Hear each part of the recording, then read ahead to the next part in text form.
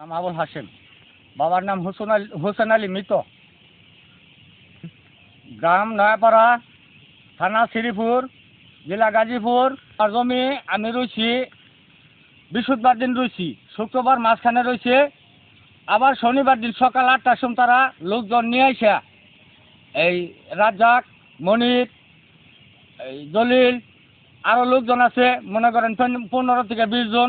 তারা আইসা আমার জমি তারা হাতেও গোছা ওড়াইছে প্রথম, পরে নিজেরা সঙ্গ টানছে, তাই না গুছি ভাঙ্গা ফেলাইছে। তারপরে মহিষের সঙ্গ আইনা 3টা মই দিছে, দিয়ে আমার ক্ষেতের আবাদি জমি এই গুছি ভাঙ্গা ফেলাইছে। এই আবাদি জমির ফসল খায়া এই দেশবাসী বাঁচে। আমি যদি জমি পাই আমি নিব, ওনারা পাইলে ওনারা নিব, বৈশা একটা সমাধান করিয়া তারা জমিটা খাইতো কিংবা আমরা নিতাম, এটা কোনো সমস্যা ছিল না।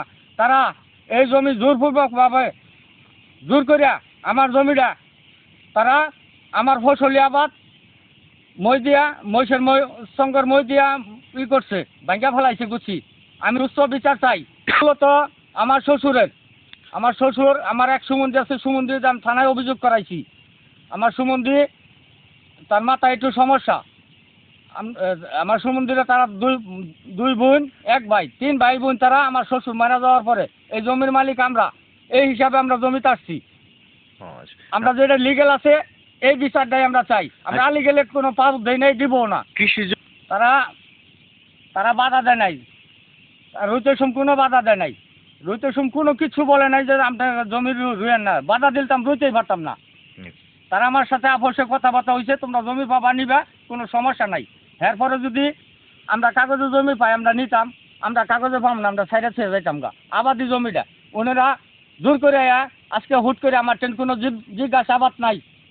তারা মহিষের সঙ্গ দেওয়া ক্ষেত্রে মই দিয়া গুছুটি ওটাই থিয়া গেছে গা।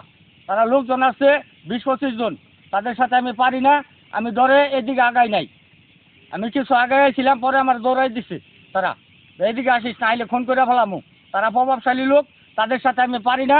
তাদের টাকা পয়সা আছে, ধনী মানুষ, তারা অনেক বড় লোক মানুষ, আমরা গরিব মানুষ, আমরা তাদের সাথে পারি না। এই দেশে অনেক মানুষের জমি জমা তারা আত্মসাৎ করে খাইতেছে। বিচার যদি না হয় এই দেশবাসীর জিগান, যদি সত্য ঘটনা না হয় আমার বিচার করবেন। আমি বিচারের মধ্যে একমত আছি, ন্যায় বিচারের মধ্যে।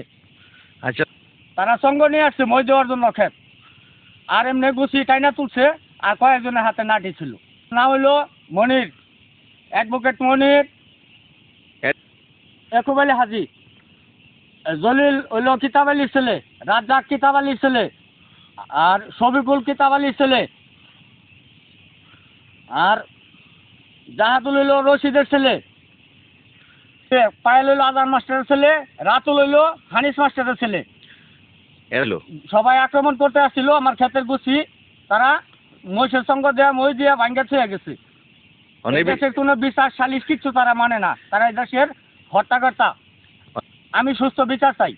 হ্যাঁ, থানায় আমি অভিযোগ করছি, আজকে করছি অভিযোগ কবিটা এই যে দেখেন, এটাই তো অভিযোগ কবি না? হ্যাঁ,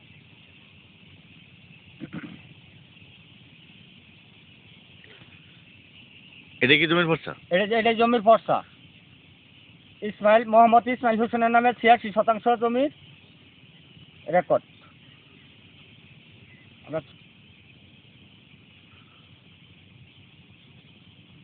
আমি এখানে গরু নিয়েছি, গরু দিয়ে এখানে আসছি, আমরা 4-5 জন দিই যে তারা এই মই দেয় ধানের জমিটা ভাঙতেছে। আমরা দেখে দাঁড়াই রয়েছি এনু, পরে তারা ভাঙ্গা সাঙ্গিয়া উঠে ইন্দা গেছে।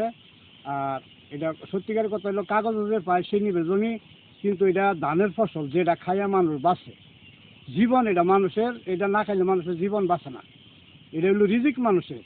তাহলে এরকম কাণ্ড তো আমি কোনো জায়গায় দেখি নাই, যে ধানের জমি সঙ্গ দেওয়া মই ভাঙ্গা হালাই, এরকম কাণ্ড আমি দেখি নাই। এই বিষয়টা সুষ্ঠু বিচারের দরকার। আর হোক, তারা এরকম জমি আরো অনেক খাইছে, ছিলেন কল আগে, তারপর আইসে যখন খেতে রোয়া গুছি ভাঙ্গা ফেলাইতে পারে, তাহলে তো এটা আসলে ঠিক করে নাই, ঠিক করছে।